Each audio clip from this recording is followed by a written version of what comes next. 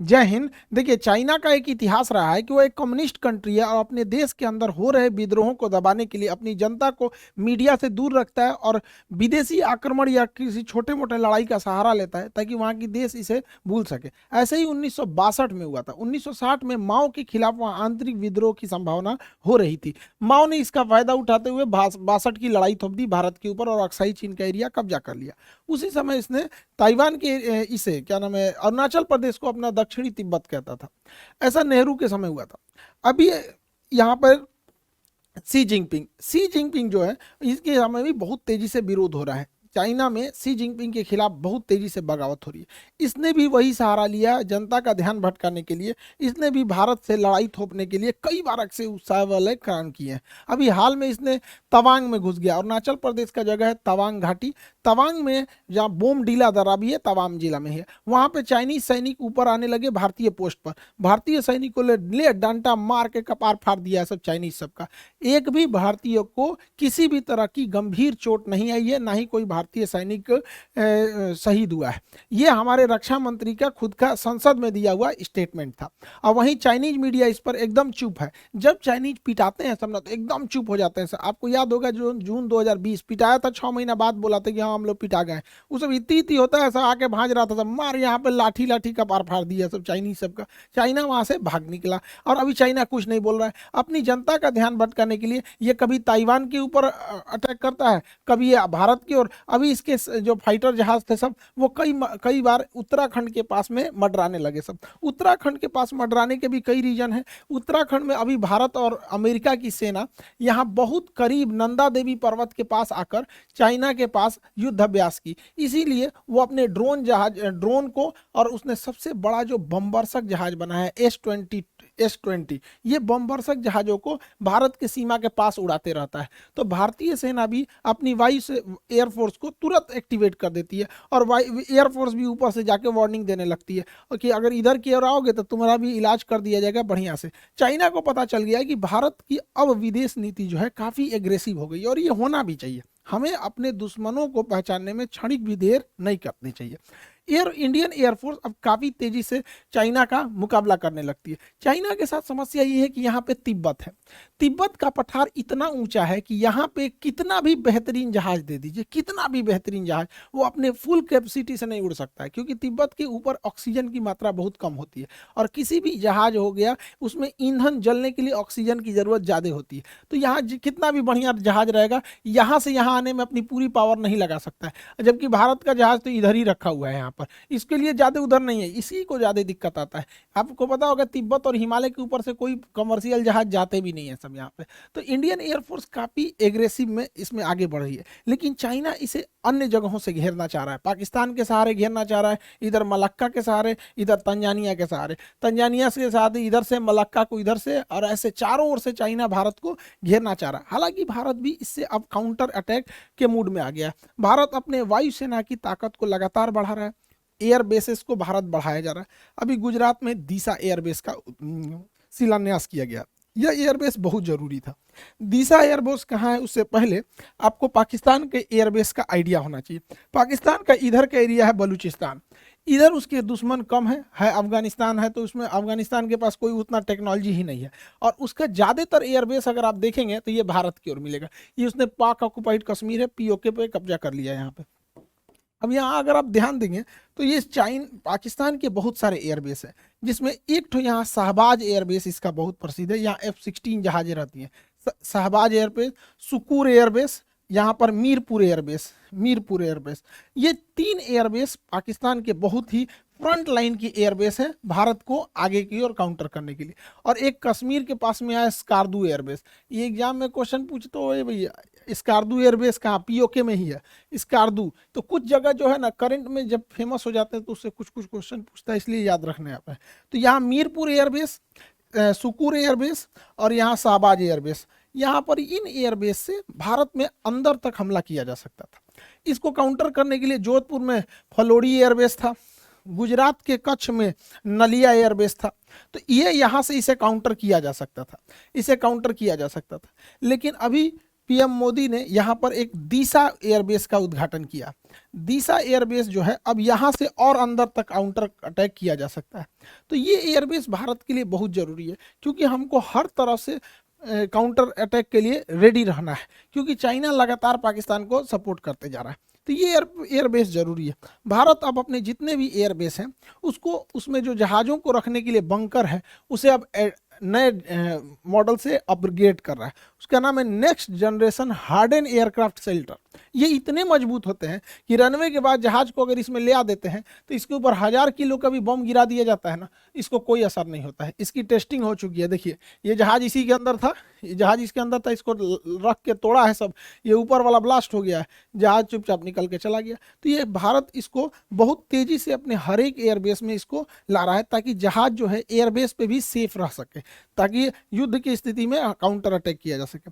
भारत इसको बहुत भली भांति से समझ गया है कि अब हम लोगों को एग्रेसिवली आगे बढ़ना पड़ेगा, क्योंकि चाइना लगातार हमें घेरते आ रहा है।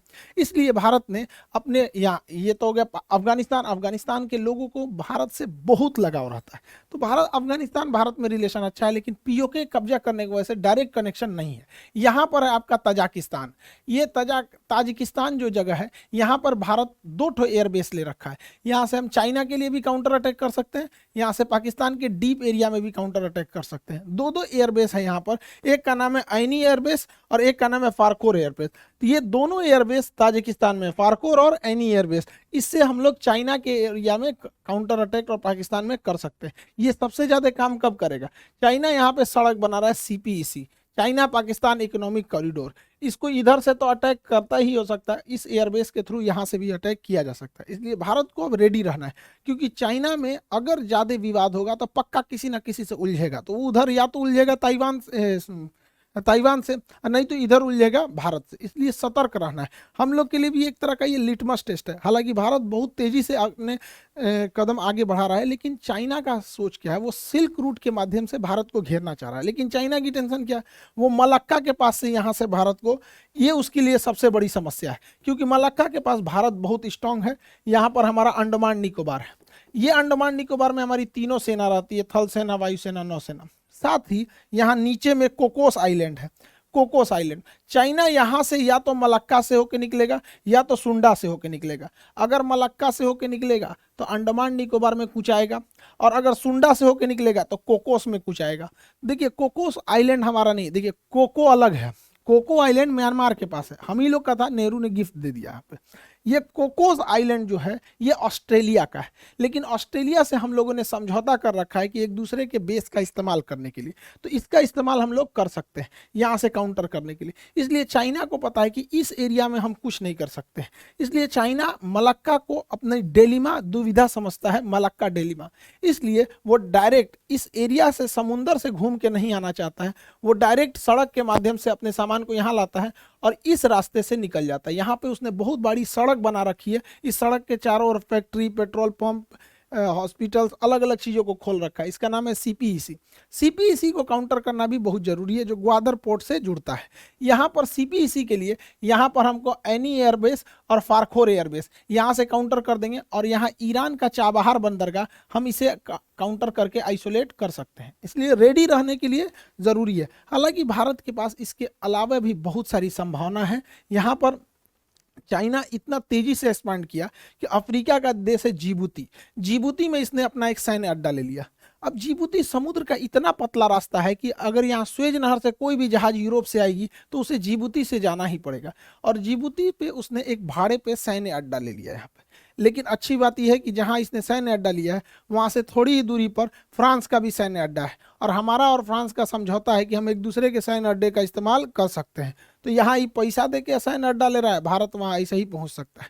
इसके अलावा जरूरी है भारत सरकार को कि यहाँ पे यमन में अभी अशांति फैली हुई है, यमन का यह सोकोत्रा आइलैंड भारत के लिए एक वरदान साबित होगा, क्योंकि अगर हमारा सोकोत्रा आइलैंड पर अब अगर प्रेजेंस बन गया तो यहाँ से हम ग्वादर बंदरगाह को काउंटर कर सकते हैं, यहाँ से हम जिबूती को काउंटर कर सकते हैं, और यहाँ से हमारी सप्लाई लाइन को भी कोई नहीं रोक सकता है। लेकिन अभी यमन के सोकोत्रा आइलैंड पर किसी का ध्यान नहीं गया है। यहाँ पे करना चाहिए, सरकार को आगे बढ़ना चाहिए। चाइना ने इतना ज़्यादा मात्रा में लोन दे रखा है अफ्रीकी देशों को कि उन्हें अपने कर्ज के जाल में फंसा लिया, और इस जाल में फंसाया बढ़िया से तंजानिया को। तंजानिया जो है, इसका एक जंजीबार द्वीप है जो दुनिया में सबसे ज़्यादा लौंग के उत्पादन के लिए प्रसिद्ध है। तंजानिया के सभी समुद्री तटों को चाइना मांग रहा है कि हमको दे दो लीज पे, ये सारे समुद्र तट पे हम अपने बंदरगाह बनाएंगे। और आपको पता है कि चाइना अगर बंदरगाह बना दिया तो वहाँ अपनी पनडुब्बी नौसेना की जहाज़ों को लाएगा। हम लोगों की लाख कोशिशों के बावजूद चाइना का जहाज यहाँ पर अपना लंगर डाल ही दिया। इसलिए इसे काउंटर करने के लिए भी भारत के पास कई सारे द्वीप हैं। सेशेल्स का द्वीप एजम्पशन आइलैंड, जिस पे भारत अपना मतलब बेस बनाने वाला है, सेशेल्स में यहाँ पर है। मॉरिशस में एग्लीगा द्वीप है। ये दोनों द्वीप यहाँ से काउंटर अटैक के लिए यहाँ पर अवेलेबल हो सकते हैं। तो कहने का सेंस ये है कि भारत को पहले से अब रेडी रहना चाहिए, क्योंकि चाइना में जहां उथल पुथल होगा तो सी जिनपिंग अपने देश की जनता का ध्यान अपने ओर से हटाने के लिए वो कि या तो ताइवान की ओर हमला करेगा या तो फिर भारत की ओर। हालांकि भारत की ओर करेगा नहीं, अब उसको पता है कि 62 नहीं रह गया, यहाँ पे आदमी दौड़ा के मारेगा उसको। हालांकि युद्ध में अब अगर देखेंगे तो वर्तमान परिदृश्य में कई सारी चीजें चेंज हो गए हैं। यूक्रेन युद्ध में ड्रोन ने पूरी तरह से कंप्लीट सिनेरियो को ही चेंज कर दिया। तुर्की जैसा देश ड्रोन के मामले में, ईरान जैसे देश ड्रोन के मामले में बहुत तेजी से आगे बढ़े हैं। तुर्की का कौन सा ड्रोन यूक्रेन में तबाही मचाया, और रूस जैसे शक्तिशाली देश को ईरान से क्यों ड्रोन मंगाने पड़े, इसे भी हम लोग समझेंगे। उससे पहले आप लोग को सूचना भाई, यूपीएससी वाले बैचों के लिए देखिए, बहुत सारे लड़के आप लोगों को हम बताए भी थे यूपीएससी के लिए। जून में ही हम आपको अनाउंस किए थे कि यूपीएससी बैच आएगा जून में। लेकिन यूपीएससी बैच सबसे बेहतर बन सके, इंडिया में वर्ल्ड क्लास के टीचर्स का सिलेक्शन हो सके, इसलिए काफ़ी डिले हो गया था इस मैटर को लेकर। लेकिन अब बहुत अच्छे अच्छे टीचर जुड़ चुके हैं हम लोग के साथ। हिस्ट्री के लिए मणिकांत सर हैं, आपके पॉलिटी के लिए राजेश मिश्रा सर हैं, और भी बहुत सारे टीचर हैं हम लोग के। एक एक करके अब हम लोग सबके बारे में जानते चलेंगे। यहाँ पर यूपीएससी के बैच में जितने लड़के इनरोल नहीं हो पाए थे, अब आप लोग इनरोल हो जाएंगे, ताकि जो लड़के ऑलरेडी एप्लीकेशन में पढ़ रहे हैं वो इनरोल हो चुके हैं। तो यूपीएससी वाले बच्चे आप लोगों के लिए बहुत कम में फ़ी है, 7500 में। ये हो सकता है कि कुछ 8000 के आसपास या फिर इसी में रहेगा, इतना फीस है। सबसे कम फी, एकदम क्वालिटी वाइज सबसे बेहतरीन रखा गया इसको। इसमें आपका पीटी और मेंस सभी को कवर कराया जाएगा, जैसा कि आपको वादा किए थे कि हम लोगों को यूपीएससी के सेक्टर में बहुत आगे काम करना है। ये ज़रूरी भी है, क्योंकि हिंदी मीडियम के लड़के जो गांव के पृष्ठभूमि के थे, बड़ी फीस की वजह से वो पढ़ाई नहीं कर पाते थे। मेरी भी मजबूरी थी, एप्लीकेशन में उतना जगह नहीं था, जिस वजह से हमको एप्लीकेशन के लड़कों को बोलना पड़ा। फिर आप लोग यूट्यूब परिवार आपको कैसे छोड़ सकते हैं, तो आप लोग को भी कर रहे हैं। तो गाँव का जितना भी लड़का है, जिन लोगों को अब दिल्ली जाने के लिए पैसे नहीं थे, अब वहाँ गाँव तक में आपको अब शिक्षा दी जा सकती है। तो अभी ये है आपका, जितना जल्दी इसमें इनरोल हो जाएंगे लोग, उतना जल्दी क्लास हो जाएगा। क्योंकि एप्लीकेशन वाले ऑलरेडी इनरोल हो गए हैं, तो उनको 2 दिन हम रोक लेंगे। संडे को आप दोनों लोग को जैसे उनका पहले से एडमिशन हो गया, आप लोगों को इधर 4 दिन टाइम देते हैं, फिर संडे से हम दोनों का क्लास एक साथ चालू कर देंगे। तो जो लोग एप्लीकेशन पे ऑलरेडी जुड़ गए हैं, उन लोगों का क्लास संडे तक के लिए थोड़ा सा डिले किया गया, ताकि इन लोगों को भी एक साथ जोड़ के क्लास को आगे प्रोसीड किया जा सके। तो संडे से तक आप लोग को टाइम है। आप यूपीएससी में जितने नए लड़के हैं जुड़ेंगे, और एक एक करके आपको सारे टीचर से हम इंट्रोड्यूस कराते रहेंगे। आप लोगों को भी बहुत मजा आने वाला है। अब यूपीएससी में क्या है कि अब फीस कम होने की वजह से बहुत नॉर्मल फीस कर दी है। पहले आप जाएंगे तो 2-2.5 लाख रुपए फीस पड़ती है दिल्ली में। आप वैसे ही टीचर से जो दिल्ली में हैं, उन्हीं लोगों से एकदम बेहतरीन मार्गदर्शन में आप लोग शिक्षा लेंगे। और अब जो कहा जाता था हिंदी मीडियम के लड़कों का रिजल्ट नहीं होता था, तो अब बहुत सारे ऐसे लड़के थे जो गरीबी की वजह से नहीं शिक्षा ले पाते थे, अब उन लोगों के लिए भी एक मौका है। तो आई होप आप इसको समझे होंगे। अब एक एक करके हम आपको यूपीएससी के शिक्षक लोगों से मिलाते रहेंगे। आप लोगों से भी कहते हैं, मन लगा के पढ़ाई कीजिएगा, माँ बाप का सपना पूरा कीजिए, देश बदलिए, और कोशिश कीजिए कि जब अधिकारी बने तो एकदम जमीनी लेवल पर काम करें, ताकि देश आगे बढ़ सके। आई होप आप इसे समझे होंगे। मिलेंगे नेक्स्ट क्लास में। जय हिंद।